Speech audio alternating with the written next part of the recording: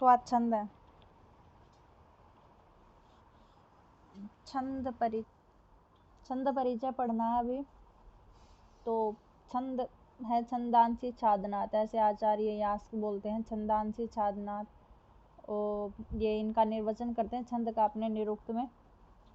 आगे इनके लेखक हैं आचार्य पिंगल। आचार्य पिंगल ने ग्रंथ लिखा छंद शास्त्र नाम का ग्रंथ है, जिसमें लौकिक छंद और वैदिक छंद सभी प्रकार के 8 अध्याय में विभक्त है। वो ग्रंथ आचार्य पिंगल के द्वारा लिखा गया है। और पाणिनीय शिक्षा में मिलता है छंद है पादौ तु वेदस्य, अर्थात छंद है वो वेद रूपी जो पुरुष है उनके पैर कहे जाते हैं।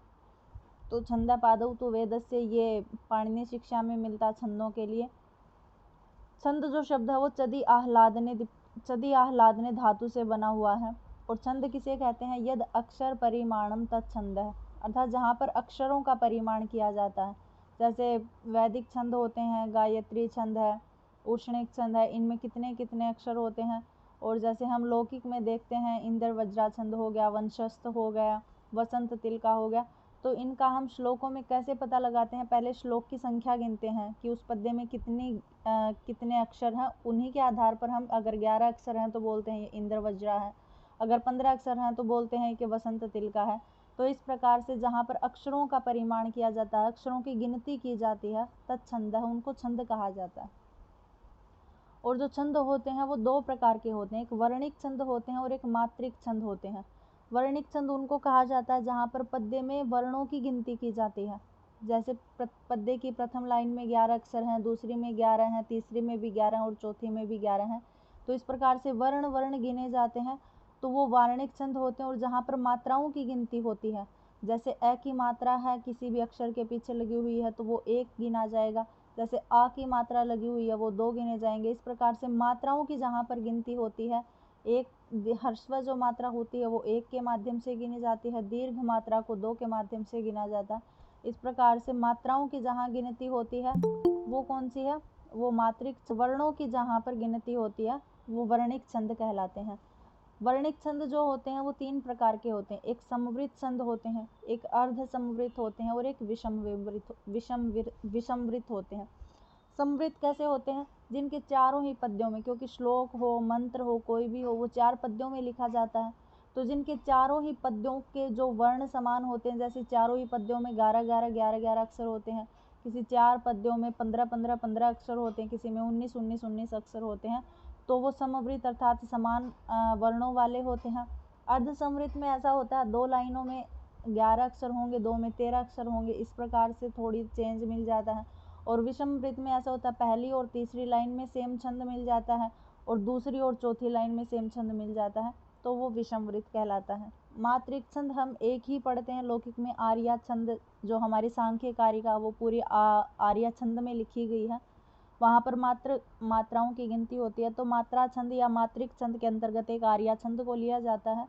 बाकी तो सारे के सारे जो छंद हैं वो वर्णिक छंद के अंतर्गत ही आते हैं।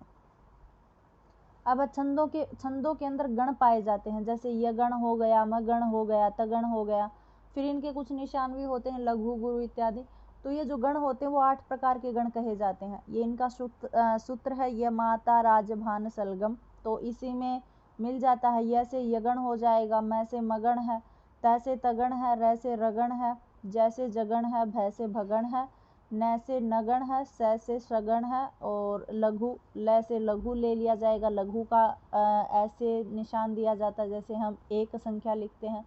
और गुरु को अस की टाइप से या अवग्रह चिन्ह की टाइप से हम बना देते हैं। ये लघु और गुरु होते हैं। लघु का मतलब 1 मात्रा वाला और गुरु का मतलब 2 मात्रा वाला।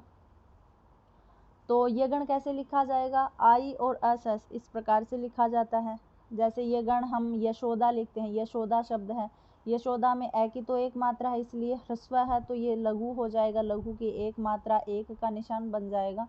और यशोदा, शो में 2 मात्राएं हैं और दा में 2 मात्राएं, इसलिए अस का निशान बन जाएगा। इसलिए ये गण को आई अस या मगण सबसे बड़ा छंद होता है। इसको सबसे दीर्घ छंद इसी को माना जाता है कि क्योंकि इसमें तीनों ही संख्याएं दीर्घ होती हैं। और सबसे छोटा भी पूछ लिया जाता है, सबसे छोटा गण कौन सा होता है? तो नगण होता है, क्योंकि नगण तीनों ह्रस्व अक्षरों वाला होता है। और मगण सबसे बड़ा होता है क्योंकि मगण में तीनों ही मात्राएं दीर्घ होती हैं। तीनों ही जो निशान बनते हैं वो अवग्रह टाइप के बनते हैं, और नगण में तीनों ही निशान एक संख्या के जैसे बनते हैं। तो ये सबसे छोटा और ये सबसे बड़ा है। तो आप देख लेना, ये 8 प्रकार से याद रखना कौन से गण मिलते हैं। अगर ये सूत्र याद हो जाएगा तो 8 गण भी याद हो जाएंगे, और ये भी पता चल जाएगा कौन से में ह्रस्व है, कहाँ दीर्घ आएगा। आगे बताया गया है कि कहीं कहीं मतलब कि लघु दिखाई देता है, लेकिन वो फिर भी हमें दीर्घ मान लेना चाहिए, गुरु मान लेना चाहिए। जैसे कैसे कह रहे, संयुक्त अक्षर से पहले वाला वर्ण गुरु होगा। संयुक्त अक्षर जहाँ पर मतलब अचों का व्यवधान रहता है, अच नहीं आते हो, जिनकी संयोग संज्ञा हो, तो ऐसे जो शब्द होता है, संयुक्त वर्ण जो होता है, भले ही उससे पहले वाला वर्ण ह्रस्व ही क्यों ना हो, लेकिन संयुक्त आने की वजह से उसे दीर्घ ही माना जाएगा। और जैसे किसी भी शब्द के पीछे विसर्ग लगा हुआ हो, जैसे एक जगह राम है और दूसरी जगह रामः ऐसे लगा होता है, तो राम है मतलब भले ही मकार के अंदर ह्रस्व है, लघु है, लेकिन उसके तुरंत बाद अगर विसर्ग लग जाते हैं तो वो मैं है जो शब्द है वो अवग्रह की तरह ही लिखा जाएगा, मतलब गुरु लिखा जाएगा। या फिर कोई भी अनुस्वार शब्द हो, उसके पीछे वाला भी जो वर्ण होता है वो हमेशा गुरु ही माना जाएगा। तो सबसे पहला छंद लगा हुआ है शिखरिणी छंद। शिखरिणी छंद कैसा होता है, तो कह रहे रसई ही रुद्रई छिन्ना यमन सभलागह शिखरिणी। देखो अगर आप ये एक लाइन भी याद कर लेते हो तो नीचे कुछ भी याद करने की ज़रूरत है ही नहीं।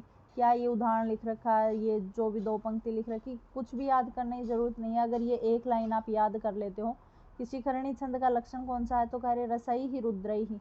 रसई ही मतलब हम लोक में कितने रसों को गिनते हैं, और रुद्रई ही रुद्र कितने गिनते हैं, तो रस हम लौकिक में अगर मानते हैं तो 6 रस मानते हैं, लवण कटु कसाय इस प्रकार से तिक्त है, इस प्रकार से हम 6 रसों को मानते हैं।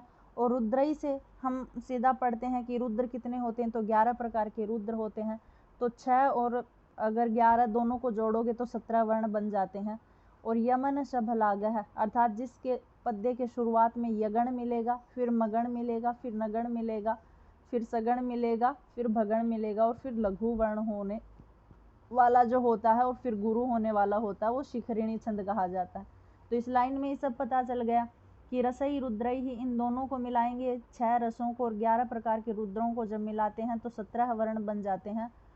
तो 17 वर्णों वाला, और जहाँ पर यमन यगण मगण नगण सगण और भगण और लघु और गुरु जहाँ पर आते हैं वो शिखरिणी छंद के नाम से जाना जाता है। ठीक है, अब किसी किसी को शिखरिणी छंद के कोई भी श्लोक याद हो आप वहीं कर लेना, आपकी जैसी मर्जी, आपको जो श्लोक याद हो वो कर लेना। अगर न याद हो तो आप केवल मात्र इसका लक्षण कर लेना, बाकी तो पूरा अपने आप हो ही जाएगा। आगे है शार्दुल विक्रीडितम छंद।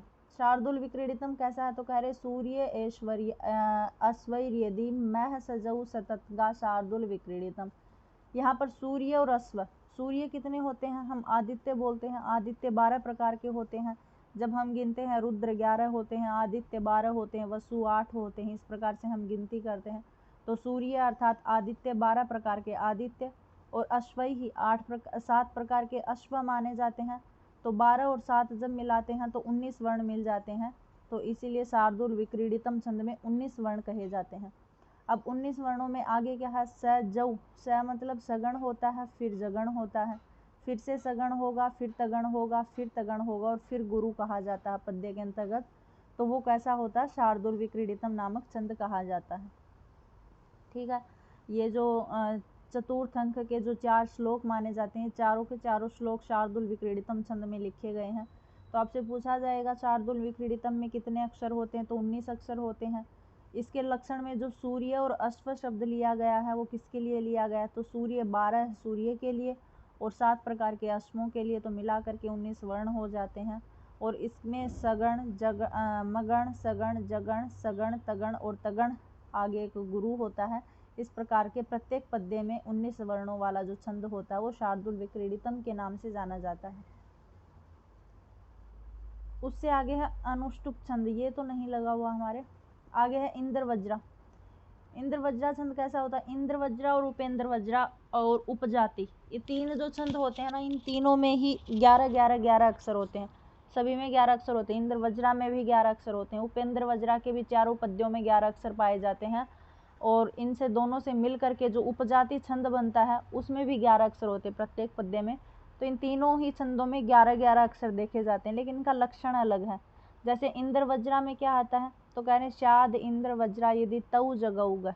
11 वर्ण होते हैं, लेकिन यहाँ जो पद्य शुरू होगा वो तगण से शुरू होगा, मतलब जो भी शब्द होगा वो तगण का बनेगा। फिर जगण हो, 2 तगण होंगे, फिर जगण होगा और फिर 2 गुरु होंगे। ऐसा कौन सा होता है, इंद्र वज्रा होता है। तो प्रत्येक पाद में कुल 11 वर्ण होते हैं और क्रमशः फिर तगण, तगण, जगण और 2 गुरु कहे जाते हैं। ऐसा इंद्र वज्रा होता है। ठीक है, तो आपको ये याद रखना, क्योंकि पद्य में तो उपजाति में, इंद्र वज्रा में और उपेंद्र वज्रा में सब में 11 ही 11 अक्षर होंगे अगर आप सीधा गिनते हैं तो। लेकिन इनमें ध्यान रखना कि शुरू कहाँ से हो रहे। तो इंद्र वज्रा कहाँ से शुरू होता है, इसके शुरुआत में 2 तगण मिलेंगे, फिर जगण मिलेगा, फिर 2 गुरु मिलते हैं। तो ऐसा इंद्र वज्रा कहा जाता है। आगे है उपेंद्र वज्रा। उपेंद्र वज्रा किसे कहे जाते हैं, तो कह रहे उपेंद्र वज्रा जतजा ततऊ गऊ। ये कह रहे कि प्रत्येक पाद में कुल 11 वर्ण होते हैं, लेकिन जैसे इसके शुरुआत में 2 तगण थे, वैसे इसकी शुरुआत में तगण नहीं, इसके शुरू में जगण मिलेगा, फिर तगण मिलेगा और फिर जगण मिलेगा। तो जतजा का यही मतलब है, जगण, तगण और फिर जगण, फिर आगे गऊ मतलब 2 गुरु मिलते हैं।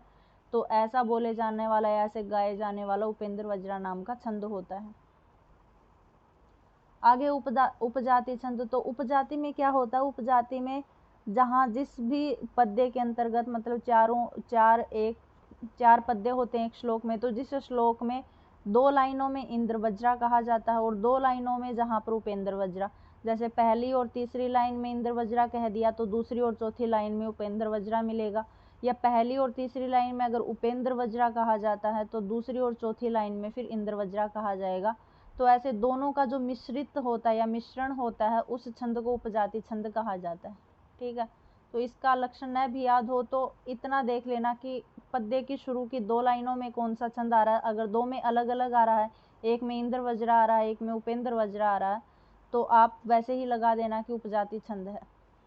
ठीक है, इसमें कोई स्पेशल तो गिनाए जाएंगे नहीं कि इसमें जगण आएगा, तगण आएगा, क्योंकि इसमें सीधा सीधा बता दिया कि पहली और तीसरी लाइन में अगर इंद्र वज्रा आ रहा है तो दूसरी और चौथी लाइन में उपेंद्र वज्रा होगा, और अगर पहली और तीसरी लाइन में उपेंद्र वज्रा आ रहा है तो दूसरी और चौथी में इंद्र वज्रा होगा। और उपेंद्र वज्रा, इंद्र वज्रा दोनों का उदाहरण आप लक्षणों पर पढ़ ही चुके हैं, आपको पता ही है कैसा है। तो दोनों का जहाँ मिश्रण हो जाता है वो उपजाति छंद होता है। आगे है वंशस्थ छंद। वंशस्थ किसे कहते हैं, तो कह रहे जतऊ तु वंशस्थम उदीरितम जरऊ, अर्थात जहाँ पर जतऊ अर्थात जगण और तगण कहे गए और लास्ट में लिखा है जरऊ और जगण और रगण, मतलब जहाँ जिस भी पद्य में शुरू में जगण, फिर तगण, फिर जगण और फिर रगण कहा जाता है वो वंशस्थम उदीरितम, उसको वंशस्थ कहा जाता है। और इसमें 12 अक्षर होते हैं। ठीक है,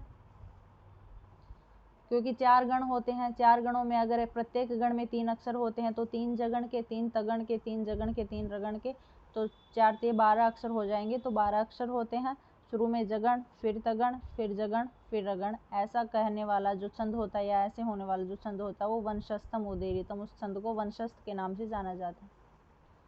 आगे है द्रुत विलंबितम। द्रुत विलंबितम कैसा होता है, कह रहे द्रुत विलंबितम आह नभौ भरौ। नभौ भरौ मतलब जिस पद्य की शुरुआत में नगण होता है, फिर भगण होता है, फिर भगण होता है और फिर रगण होता है। तो इसमें भी 4 ही गण होते हैं, इसका मतलब चारों गणों में 12 ही अक्षर होते हैं।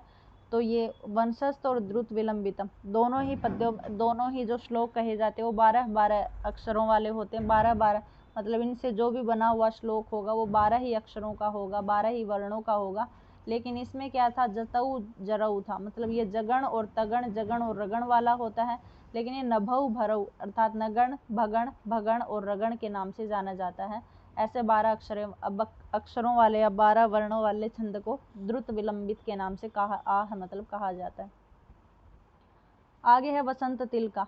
वसंत तिलका कैसा होता है, 14 वर्णों वाला होता है, अर्थात उक्ता वसंत तिलका तभजा जगऊग। तभजा अर्थात तगण हो, भगण हो, जगण हो, फिर से जगण हो और 2 गुरु जहाँ पर कहे जाते हैं वो वसंत तिलका छंद कहा जाता है। तो तगण, भगण, जगण और जगण और आगे 2 गुरु, इस प्रकार का जो छंद कहा जाएगा 14 वर्णों वाला, वो वसंत तिलका के नाम से जाना जाता है। ठीक है, आगे है मंदाक्रांता। मंदाक्रांता छंद कैसा है, तो कह रहे मंदाक्रांता जलधि षड अम्भु नतौ तात गुरु चेत। ये कह रहे प्रत्येक छंद में इसके प्रत्येक पद्य में, जो भी 4 पद्य होते हैं तो प्रत्येक पद्य में 17 वर्ण होते हैं। 4, 6 और 7 पे यति होती। 4 से क्या लिया गया है, 4 प्रकार के जलधि अर्थात समुद्र जो होते हैं वो होते हैं। 6 प्रकार के षड मतलब 6 प्रकार के रस विद्यमान है, तो 6 प्रकार के रस। और अम्भु मतलब कि 7 प्रकार के अम्भु। इस प्रकार से पहले 4 पे यति होगी, फिर 6 पे यति होगी, फिर 7 पे यति होगी। तो ये बीच में जो लक्षण के बीच में कह रखा जलधि षड अम्भु, तो जलधि अर्थात जलधि से 4 प्रकार के जलों का वर्णन है, षड से 6 प्रकार के रसों का वर्णन है और अम्भु से 7 प्रकार के अम्भु का वर्णन है। इस प्रकार से 4, 6 और 7 जोड़ेंगे तो बराबर 17 बन जाएंगे। तो प्रत्येक लाइन में 17 वर्णों वाला क्रमशः जहाँ पर मगण हो, फिर भगण हो, फिर नगण हो, फिर तगण हो और फिर से तगण हो और 2 गुरु हो, इस प्रकार से मिल करके जो बनता है वो मंदाक्रांता छंद कहा जाता है। मंदाक्रांता तो आपको पता ही होगा, मेघदूत में पूरे में मंदाक्रांता है, कोई ना कोई पद्य जरूर याद मिल ही जाएगा। आगे है मालिनी छंद। मालिनी छंद कैसा होता है, तो कह रहे ननमय युतेयम मालिनी भोगी लोकई। भोगी का मतलब होता है 8 प्रकार के भोग और लोकई ही 7 प्रकार के लोक कहे जाते हैं। तो 8 और 7 मिल करके कितने बन जाएंगे, 15 वर्ण हो जाते हैं। और जहाँ पर ननमय अर्थात नगण, नगण, मगण, यगण और यगण, इस प्रकार से 15 वर्ण मिल करके भोगी लोकई से यहाँ पर 7 और 8 लोक, 7 प्रकार के और 8 प्रकार के भोग, इस प्रकार से ये 15 वर्ण कहे गए हैं। तो पद्य में ही बता दिए हैं, भोगी लोकई ही 8 और 7 मिल करके 15 वर्ण हो जाएंगे। और जहाँ पर नगण, नगण, मगण, यगण और यगण, इस प्रकार की जो जहाँ पर यति भी फिर यहीं पर हो जाएगी। भोगई मतलब 8 वर्णों के बाद पहली यति होगी और दूसरी 7 वर्णों के बाद पूरी यति होगी। तो इस प्रकार से यहाँ पर यति भी आपको याद रह जाएगी, लक्षण अगर ध्यान से हो जाएगा तो, और लक्षण भी याद हो जाएगा कि इसमें पहले नगण आएगा, फिर नगण आएगा, फिर मगण आएगा, फिर यगण और यगण आ करके ऐसे आने वाला जो छंद होता है 15 अक्षरों वाला, वो मालिनी के नाम से जाना जाता है। आगे है श्रगधरा छंद। ये सबसे बड़ा छंद होता है श्रगधरा छंद। इसमें 21 वर्ण होते हैं। तो ये कैसा है, मृभयानाम त्रिमुनि, त्रयेण त्रिमुनि। त्रिमुनि हम वैसे मुनि कितनों को कहते हैं, तो सप्तऋषि या सप्तमुनि इस प्रकार से बोलते हैं। 7 प्रकार के मुनि या 7 प्रकार के ऋषि। तो 7 को त्रयेण 3 बार 3 से गुना करने पर 21 हो जाते हैं। तो त्रिमुनि की 3 बार यति जब होती है और 7 7 7 पे ही यति हो जाएगा। पहला मुनि 7 वर्ण पे खत्म होगा, फिर 7 पे, फिर 7 पे, तो यति भी 7 7 7 पे ही होती है। इस प्रकार से त्रिमुनि को अगर 3 बार पढ़ते हैं तो 21 वर्ण हो जाते हैं। ऐसा श्रगधरा कीर्तितेयम, ऐसे छंद को श्रगधरा छंद के नाम से जाना जाता है। यानी मुनि 7 होते हैं, 7 गुणे में 3 करके 21 वर्ण हो जाएंगे। और क्रम से इसमें मृभयानाम मतलब मैं से मगण आ जाएगा, रे से रगण, भय से भगण, न से नगण आ जाएगा, य से यगण और फिर से यगण। यगण के रूप में जो होते हैं वो श्रगधरा छंद के नाम से जाना जाता है। अगर ये वैसे याद न हो तो अभिज्ञान शाकुंतल का मंगलाचरण है, उसको याद कर लेना, वो इसी छंद में लिखा गया। आगे है शालिनी। शालिनी छंद कैसा होता है, तो कह रहे हैं शालिनी उक्तः मतौ तगौ। मतौ मतलब मगण, फिर तौ मतलब तगण, फिर से तगण और फिर से 2 गुरु, इस प्रकार वाला जो छंद होता है। आगे कहा अब्धि लोकई। अब्धि अर्थात अम्बुद, ये होता है 4 प्रकार का, और लोकई 7 प्रकार के लोक होकर के, तो 4 और 7 बराबर है 17 वर्ण वाला जो होता है वो शालिनी छंद कहा जाता है। अब 17 नहीं 11 वर्ण वाला, 11 वर्ण वाले अब 4 छंद हो गए। एक तो शालिनी छंद है, एक इंद्र वज्रा है, एक उपेंद्र वज्रा है और एक उपजाति छंद होता है। तो ये चारों ही कैसे होते हैं, 11 वर्णों वाले होते हैं। तो इसमें आपको लक्षण ज़्यादातर याद रखना पड़ेगा कि आप पहले क्या आता है।